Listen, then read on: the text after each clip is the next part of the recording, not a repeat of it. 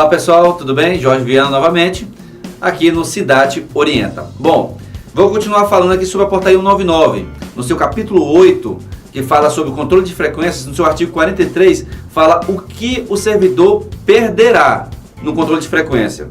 Então, o artigo 43 fala o seguinte: a remuneração do dia em que faltar ou ausentar-se ao serviço sem motivo justificado, ressalvadas as condições de que trata o artigo 62 da Lei Complementar 840 de 2011. Inciso 2º, a parcela de remuneração diária proporcional aos atrasos ou saídas antecipadas, salvo na hipótese de compensação de horário autorizados pela chefia até o último dia do 4º mês subsequente ao da ocorrência.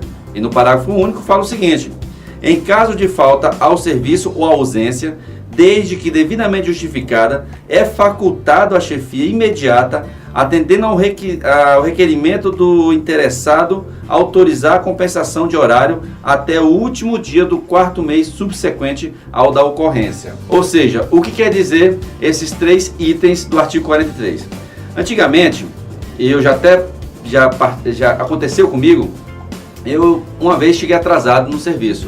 A chefe, ela simplesmente mandou voltar para casa. Ora, isso não existe, trabalhador. Você, como o próprio artigo diz, o seguinte: se você chegar atrasado e se esse atraso não for justificado, você tem direito de permanecer no trabalho e esse atraso será descontado no seu salário. Ou, melhor ainda, a chefia, ela pode negociar esse atraso de você com o banco de horas e ela tem autonomia para isso.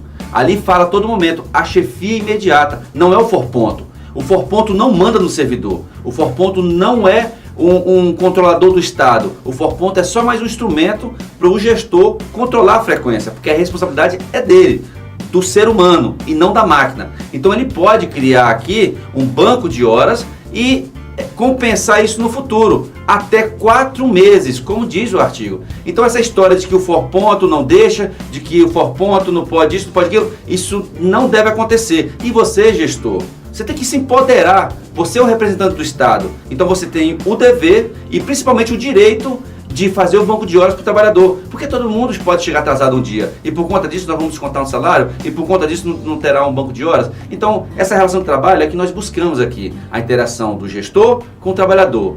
Por isso essa portaria. E a gente fez questão de trazer essa portaria e esse artigo da frequência porque a gente sabe da nossa responsabilidade.